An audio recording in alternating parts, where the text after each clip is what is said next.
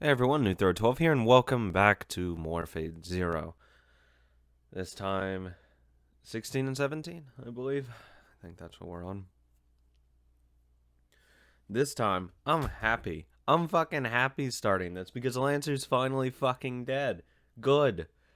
He killed himself and cried about it like the fucking bitch he is. Good. You didn't see Ku crying about having to kill himself? Nah. He went out like a badass. This dude, like a bitch.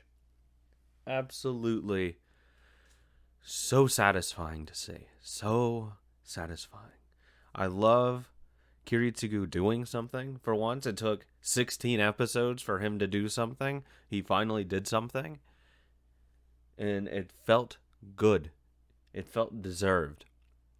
I'm glad both of those fucking shitty people died as well. Honestly, 16, outside of like Saber talking to Kiritsugu and weird stuff happening, never seeing a battlefield. Yeah, sure, she hasn't. All that good old shit aside, it was good. It was a good episode, satisfying one. At least in how shit happened, especially the Gios stuff. Loved it. That gets me interested in stuff. 17. Eh. Eh. Again, it feels like such a rehash, and like we've already done all of this before. I don't care about Kotomine's backstory. Not even backstory, because we're not doing that. He's doing his fake descent, even though he's already had this fake descent already, and it's real with his wife. We could have just had a flashback of that. We don't need to dedicate multiple whole episodes to this shit. And it just comes off really weird. Gil isn't a corrupting force. He should just be an observer of it happening. I don't see why we're into this. Gil is the bad dude who needs to influence this shit. Like, I think that's just really disingenuous to what Kotomine is like.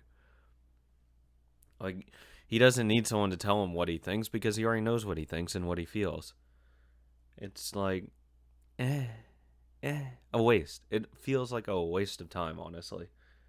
When we have other shit we could do, like Kiritsugu and Irie relationship building. We could have just gone to a flashback of that. Why would we do that when we can just make it unlikable? It makes no sense of why they actually even like each other. We see it in scenes in the ending, and it's just like a slap in the fucking face, honestly.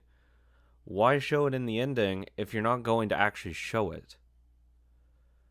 Like, an ending doesn't help me at all. I want to see this happen. I want to see this relationship grow. I want to see things happen. See things change. I don't want to have to look at the ending and be like, wow, this did more for their characters than literally all 16 episodes combined. That's bad. That's just bad writing. Full stop. You can't have an ending tell you more than what your show does. That's terrible. Terrible. And I swear to God it's going to happen. And I'm going to be pissed. Because it's such a fucking waste. Stop spending so much time on other shit that can be, like, summarized very quickly. Like, if we're so crunched on time, if that's truly what's here, why are we taking it away from Kiritsugu and putting it on someone else? Because the idea of how this show should be focused is Kiritsugu's the main protagonist. He is. We want him to win. He has to win for Fate Stay Night to happen. So we have to want him to win. He is the main person who needs to win. We should focus mainly on him. The majority of the time should be focused on him. Then Kotomine will come in second because he's the main antagonist. We focus more time on him as well. And then the rest of the people scale back their time.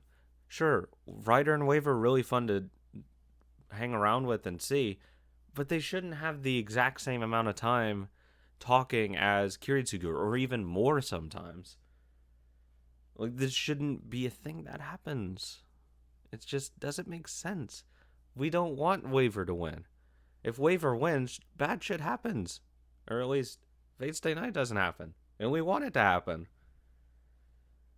But it's like, ugh, frustrating. Because it's really easy to be like, oh, what scenes would you take away to show Kiritsugu or whatever? It's not that. It should be arranged. What scenes do we have to take from Kiritsugu to show these people that we're showing currently? That's more the mindset I have in looking at it. So we took away from Kiritsugu to show Rin going to Caster's thing. Like, I love Rin, but they're really unnecessary.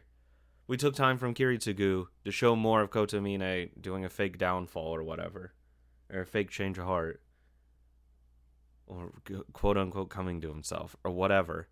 Like, all these things we take away from Kiritsugu, plot development, and character relationships, and character depth, to focus on some really unimportant things.